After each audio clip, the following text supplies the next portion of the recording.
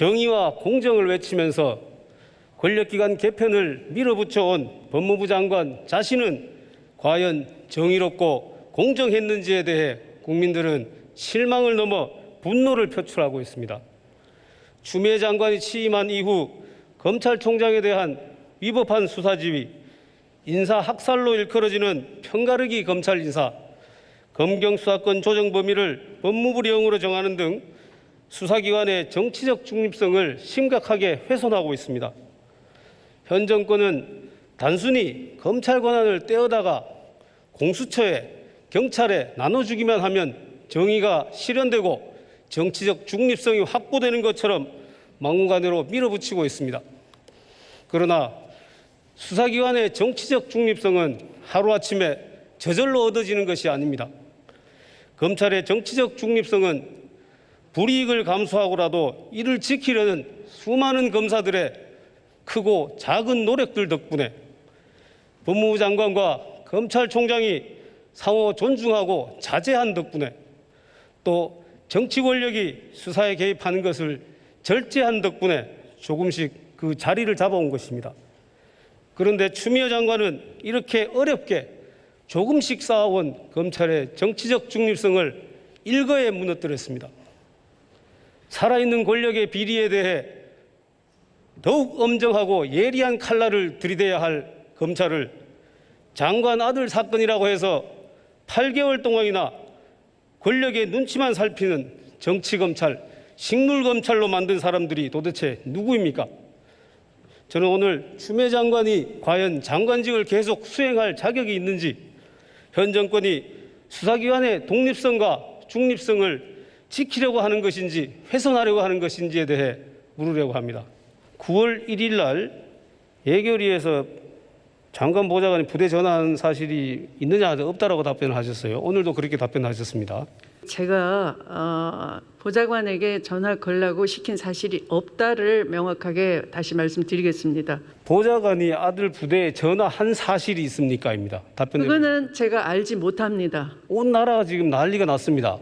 장관님 당시 보좌관한테 그때 아들 부대에 전화한 적이 있느냐라고 예결위 이후에 확인해 본 적 없습니까? 안 해봤습니까? 그것을 확인하고 싶지가 않습니다. 그래서 안 해보셨네요. 그래서 네? 자, 전화 받은 사람이 분명히 있습니다. 이 사건은 그 지원부대 장교가 분명히 보좌관한테 전화를 받았다라고 진술을 했거든요. 그 사람 말 못 믿습니까? 일체 보고를 받지 않을 테니 빨리 수사하라. 수사하지 않음으로써 의혹이 커지고 그 피해는 제 아들과 제가 입고 있는 거다. 가장 큰 피해자다라고 누차 말씀을 드렸고요. 그런 질문을 하신다 하더라도 그것이 기왕에 수면 위로 떠올라서 수사 사안이 돼버린 이상 제가 말씀을 드릴 수가 없습니다. 자, 이 전화 받았다는 그 대위는요, 장관님 측에 유리한 진술도 했어요.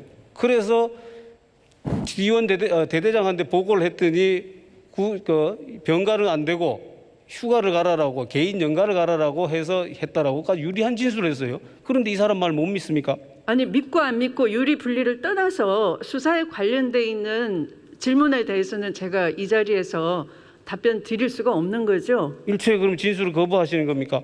아니, 의원님께서는 대정부 질의를 하시는 거지 수사검사처럼 질문을 무슨 피의자 신문하듯이 신문을 하시는 건 아니잖아요. 예. 장관님처럼 이게 사리에 맞지 않는 말씀을 하시기 때문에 또 수사를 할 수밖에 없는 이런 상황입니다. 자, 최근에 보도된 인사복지실 이 문건에 의하면은 부모님께서 민원을 넣으신 것으로 확인 이렇게 되어 있습니다. 그러면은 이 병가 연장을 위해서 국방부 민원실 또는 국방부에 연락한 사람이 장관님입니까? 남편분이십니까? 저는 연락한 사실이 없고요. 그럼 제 남편에게 제가 물어볼 형편이 못 되고요. 그러면은 이 둘 중에 한 분이 본인은 아니라고 하니까요.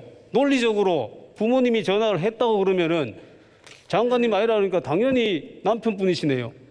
통상의 가정 같으면 그렇겠습니다만 저와 제 남편은 주말 부부이고 그러니까 상황을 말씀드리면 의원님께서는 엄마 아니면 아빠겠지 이렇게 산수 공식처럼 말씀하시지만 저의 가정은 집에 아들 혼자 있는 겁니다.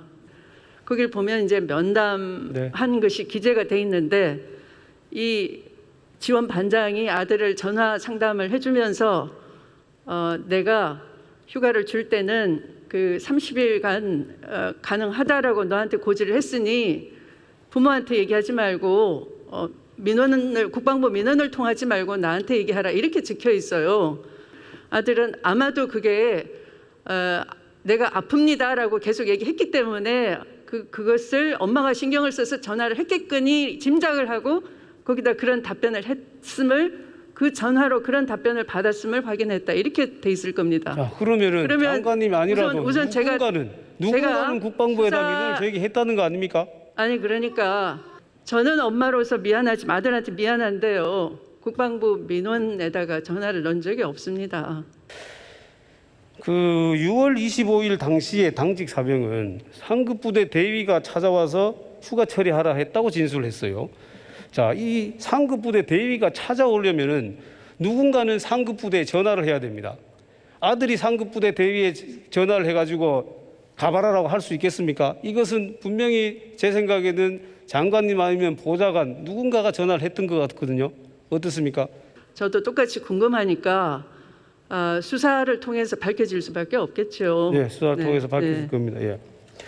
자, 이렇게 지금 논리적으로 보면요, 장관님 그 당시에 아들 휴가와 관련해서 지금 3번 정도는 지금 전화를 한 것으로 보이거든요. 이렇게 3번 정도 전화를 했다라면 외압으로 볼 수도 있는 거 아닙니까? 아마 그 주치의가 뭐 휴가 중인 관계로 추후에 그 진단서를 드릴 수밖에 없다고 했더니 그게 가능하다라고 돼 있습니다.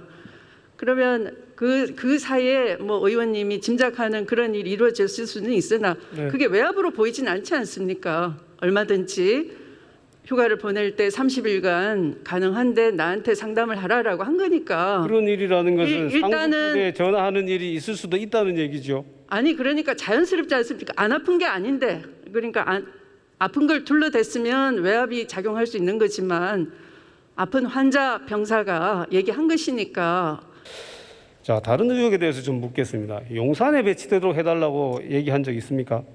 그런 사실이 없고요. 아들 군대를 아파도 가겠다는 아들한테 아들도 단호하고 저도 단호한데 뭐하러 그런 그 지역적인 일을 자꾸 부탁을 하겠습니까? 그럼 동계올림픽 통역병에 선발되도록 해달라고 장관님이나 가족이 전화하거나 보좌관이 연락한 적 있습니까? 저나 가족들은 그런 연락하는 성격도 아니고 그렇게 살지 않습니다. 안 살아왔습니다. 보좌관은 연락했을 수 있습니다.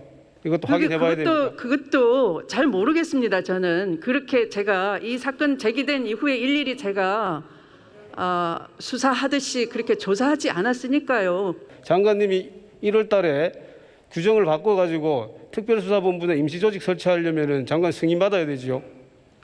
네. 구체적으로 얘기를 해서 검찰총장이 그러면은 수사본부를 특별수사본부 구성하겠다 승인 올리면 거부하시겠습니까? 승인하시겠습니까? 그 답변은 그때 가서 보시죠.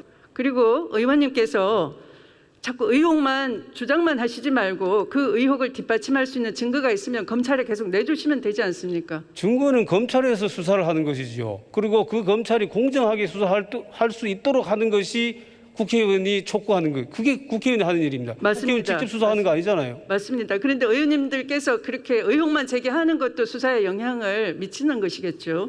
존경하는 국민 여러분, 추미애 장관은 아들의 각종 군복무 의혹, 오만한 은행, 국회에서의 거짓 담배 문제로 국민의 신뢰를 완전히 상실했습니다. 추미애 장관은 즉각 자리에서 물러나거나 해임되어야 합니다. 또한 현 정권이 수사기관의 정치적 중립성과 독립성 보장 없이 권력기관 개편을 추진한다면 우리의 법치주의 역사와 사법 역사상에서 오점으로 기록될 것이며 역사 발전에 있어서 퇴보로 기록될 것임을 분명히 말씀드립니다. 감사합니다.